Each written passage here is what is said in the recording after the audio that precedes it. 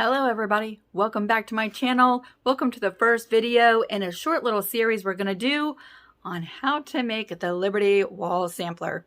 Y'all, the pattern for this is down in the description box. It brings you over to my Etsy shop, and in this pattern you get a 10-page PDF, and then you get a zip file with 6 different cutting files for the applique of this quilt. Y'all, I'm so excited to make this quilt. It's going to be a mix of applique and pretty simple patchwork. So even if you're just starting out with making quilts and quilting projects, I hope you follow along in this series. I hope you're inspired by it, and I hope that you give it a try. So this is going to be the first video. It's going to be the longest video because for those of you with cutting machines, I want to show you how to unzip the file that you download from Etsy that has the 6 cutting files in it. So we're going to start off today with that. And then I'm going to show you how I make the first block, number 1, the home block. You see it up behind me? That's the one we're making today. And then the rest of the videos in this series are going to be short and to the point. We're going to make each one of these blocks separate videos. I'll give you some tips. I'll give you some tricks, hopefully. And if anything else, you can just see how I make my blocks and the fabrics that I use. Talking about fabric, let me put on the screen the fabrics that I got for this quilt. Y'all, we're not using a lot of fabric for this wall sampler quilt. This quilt will be 30 inches by 30 inches. When I went to Joann's, they had their patriotic fabrics on sale. I could not decide which ones I wanted, so that was the selection that I got. And I bought half yards of everything because I couldn't decide which one of the ones I wanted to use. I just couldn't decide. You don't need half yards of all of the fabrics, and mostly you can pull stuff from your stash because the blocks are pretty relatively small in this quilt. Remember, it's only 30 inches by 30 inches. So it's not super huge. It's a good size little wall quilt. Or even if you wanted to drape it at the foot of your bed, sort of in the center, that would look amazing as well. So what else did I want to say? This is going to be a really fun project. I'm super excited to get started with it. Let's go ahead and move over to the computer. I'm going to show you how to unzip that zipped file with all your cutting files, and then we'll make that block together. Because the Liberty Wall Sampler Quilt comes with SVG cutting files and they are in a zipped folder, I wanted to bring you over to the laptop for just a minute and show you, if you've never unzipped a folder before, how easy it is. Okay, when you purchased the pattern, it came with 2 files, a PDF, that's a printable version with the tracing templates, and it came with a zipped folder with your SVG files. If you don't need those SVG files, you can leave that right with Etsy. There's no need to download it. But if you've downloaded both the files, let me show you where you can find your downloads really easily. So you've clicked download off of Etsy.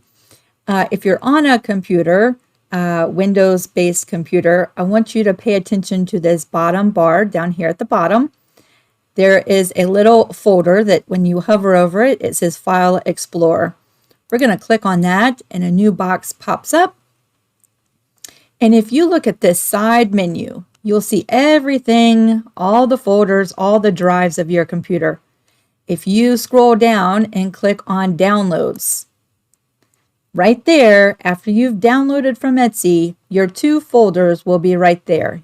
You can click them and drag them over to your desktop. That's the easiest way to find your downloads. So I've clicked on the zip file, the Liberty Machine Cutting Files. It is zipped. You'll see the little zipper running across the folder. So I'm going to hover my mouse right on top of that, and I'm going to right click. And when I right click, a new menu pops up and you'll see all of these options. I want you to click on Extract All. When you do, a new box will pop open, and this is where you can save all of these individual files into a new folder. We're going to click on Browse. When we do, another box pops open, and this is where we can save them all into a new folder. To make it really easy to find your cutting files, I'm going to click on the desktop, and I'm going to create a new folder. I'm going to name this folder Cutting Files for Liberty Wall Sampler. Where did it go? Where did it go? Here it is. I'm going to click on the new folder that we just created, Cutting Files for Liberty Wall Sampler, and I'm going to hit Select Folder and Extract. There we go. There are 1, 2, 3, 4, 5, 6 individual files that are zipped into that folder. And now we can close this. You'll see it has created a new folder on our desktop, which makes it really easy to find all of these folders. Cutting Files for Liberty Wall Sampler. I'm going to click on that and open it. And there are my 6 individual SVG files for each of the 6 applique blocks of this quilt. One of the awesome things about this pattern is it not only comes with the SVG cutting files, which we just learned how to unzip and to access each one of the individual files for this quilt, but it also comes with tracing templates that are already mirror imaged, ready for tracing if you're using a fusible. One thing I did want to note is if you plan on using freezer paper for applique, you can still do that, but you'll need to flip the page over, hold it up to the light, or use a tracing pad, a light pad, and trace your images onto the freezer paper from the back side. See that? But because I am using a fusible product, I am using Heat and Bond Light. It's already mirror imaged and ready to trace. Now, I geared this quilt towards beginner quilters and advanced quilters alike. So one of the things I wanted to do in this little series, making this wall sampler, is to share some tips about the applique. When it comes to fusible for applique, you really have 2 kinds. I mean, there's several different brands, but there's fusibles that you need to sew down in order for it to be permanent. And then there's permanent fusibles, which all you have to do is trace, cut it out, and fuse it into place, and you're done. There's no stitching. So let me show you the Heat and Bond products that I like to use. The purple package is the Heat and Bond Light. This is the one that you would need to sew down your pieces once they are bonded to the background fabric. If that is too much work or a little bit out of your wheelhouse as of yet in your applique ventures, try using the Heat and Bond in the red package. This is the Ultra Hold. It is permanent. You trace, you cut, you fuse it down, and you are done with this block, which makes putting together applique really super fast and easy. So you have some choices. And this is just Heat and Light or Heat and Bond products. There's Wonder Under, there's all kinds of different fusibles out there. This just happens to be my favorite, and these are the 2 versions of Heat and Bond that I like the most. I'll be using Heat and Bond Light. So I have a piece here. You would simply hold it right over, trace out your letter, fussy cut it, but don't cut it out on the line yet. Fuse it to the back side of your applique, and then you can cut out the exact shape and you're ready to fuse. Now, because I showed how to unzip the SVG files, I'm ready to move over to Canvas Brother Workspace, where I'm going to import this one particular home SVG into the software and send it to my cutting machine. And I want to show you that process if you've never seen how that's done, or you just got to scan and cut and you're not quite sure how to do that, then that might be helpful. And if you already know how to send it to your cutter from the software, then you can skip over that section. Now I'm here over at Canvas Workspace for my Brother Scan and Cut. Now you might have different cutting machine software if you have a Silhouette or a Cricut. I'm using my Scan and Cut 2, the CM350 to cut my applique. I'm going to go ahead working on the online version of Canvas Workspace. I'm going to select New. So it has a new fresh mat on the screen. I'm going to go up and click on SVG. Now we're going to choose the file. Remember, we saved that onto the desktop in a file that was called Cutting Files for Liberty Wall Sampler. So here we are. We can choose which box we're going to do. And the first one, I believe, is Home. That's the one we're going to do first. I'm going to select Home and Open and OK. So there are each one of my letters for the word Home. I can move them around on the mat, position them however I want to, lay down my fabric, and send that over to the Brothers Scan and Cut. Now, I like adhering my Heat and Bond light to the back side of the fabric that I want to use for applique. And when I put the fabric that has already got the fusible on it on my cutting mat, I personally like to put the Heat and Bond side down onto the mat first, with the fabric unbonded side facing up. You might like to do it the other way. If you do it the other way, you might need to mirror image your letters, right? So if you need to mirror image your letters first, you'll select each one of the letters. Whoops. I have each one of the letters selected, and we're going to go to Edit. And now we can mirror image those. Where is that? Let's group it, Edit, and Mirror Image. So now you have the mirror imaged letter if that's what you want to do. Because I like putting my fusible down on the mat first, I'm sending them right side up. Leaving the computer, I just fused some Heat and Bond light to the back side of my applique fabric. And I'm going to go ahead and remove the paper backing. The adhesive should still be on the back side of the fabric. We're going to place this down on the mat. Now, y'all, I use my very first original cutting mat that I ever got with my Brothers Scan and Cut. It is not sticky. It is the regular standard cutting mat.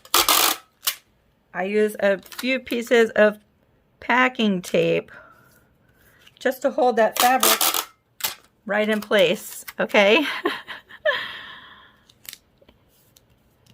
There we go. That's how I'm going to use my standard cutting mat that is not sticky to cut my fabric. The Heat and Bond light is facing the mat. I might want to add a little bit of tape on the side like that, because when I say this mat is not sticky, I am not exaggerating. Now I'm ready to take this over, and I will be right back as soon as I cut out the 4 letters that make up the word Home. So here we are. I've just finished cutting out each one of my letters. Now, one of the things you'll notice about the size of the letters for this pattern is they're a pretty good size. They're not really itty bitty tiny letters. So even if you're cutting them out by hand, it should be relatively easy, especially if you like fussy cutting. I like fussy cutting. I'm just not that great at it. I'm going to just start by removing this packing tape off of the fabric and the mat, like that. And there we go. Remove all the extra fabric. Here are our letters. H-O-M-E. We'll pop those right off the mat. There's the Heat and Bond light on the back side. And these are ready to fuse into place. And we will go and do that now. Make sure to follow whatever fusing instructions that come with whatever type of fusible you're using, because those might vary. I'm going to move over to the iron. So here we are with the background cut. Check the measurements on the first page down in the box. Each one of the different blocks has your measurements on how big to cut your background square. That's already cut. we have our letters ready to fuse into place. So now we just arrange them however you want them on your background.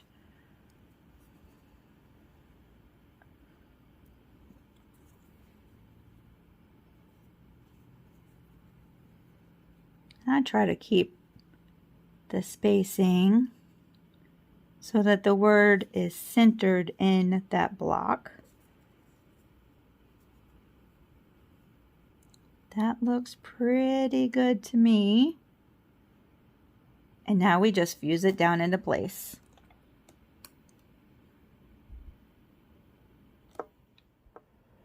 So here we are with our letters fused into place.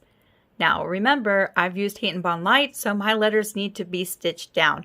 So let's take just a pause for a second. And I really feel like this first video is going to be the longest because this is the video I'm going to be explaining a lot of the details for the applique blocks that apply to each one of the 6 different applique blocks, right?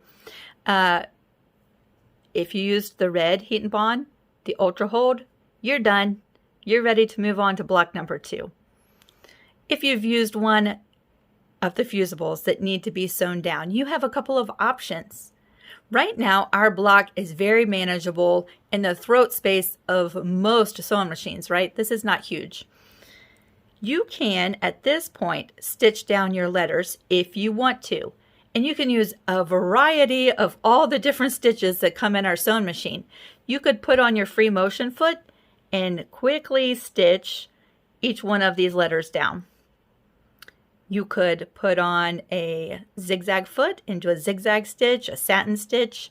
You could do a blanket stitch. You could use any of the decorative stitches in your sewing machine, whichever one you prefer, to stitch down your letters.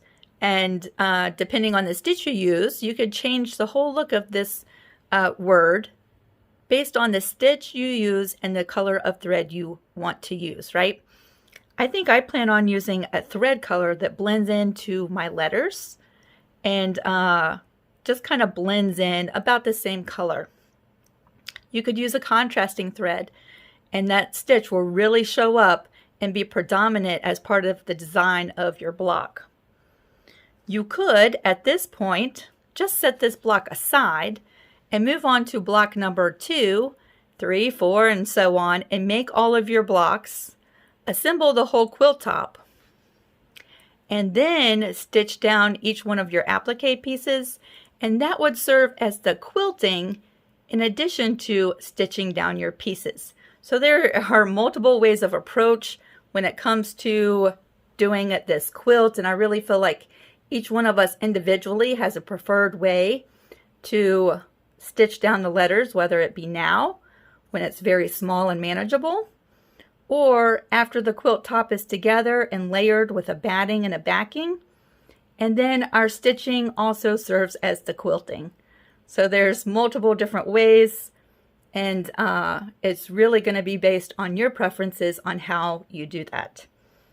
I think for this block, I'm going to go ahead and stitch the letters down with a free motion stitch, and I'll bring you along.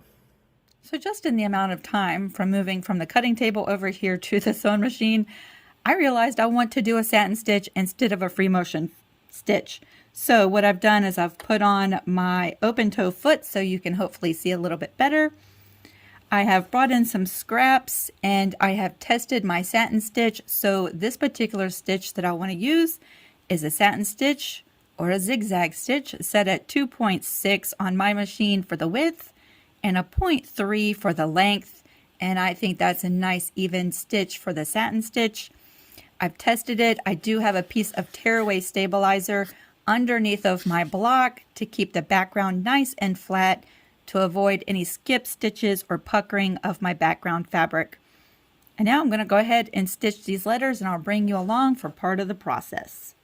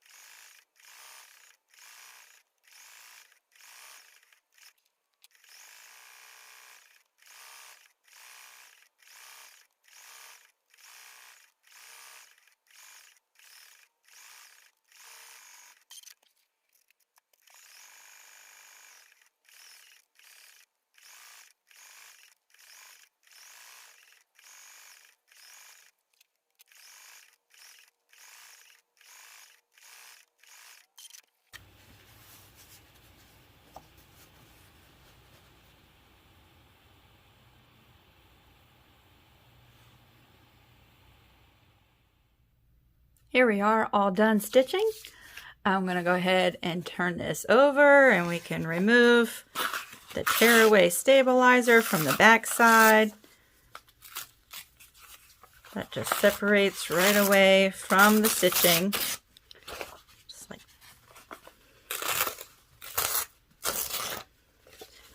And we want to make sure to go in all the spaces and grab that out of each one of these little words like that. This stabilizer tears away really easy. I'm really liking this one. I'll link it down in the description box in case you want to check it out.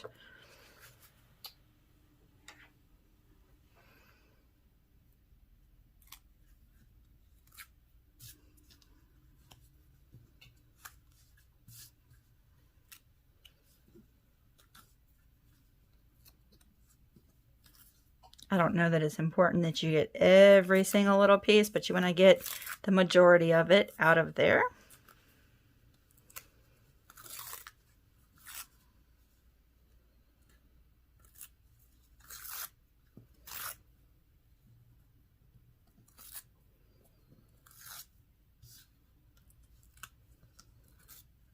And then you have quite the mess to clean up afterwards. And there is our finished block number 1 home.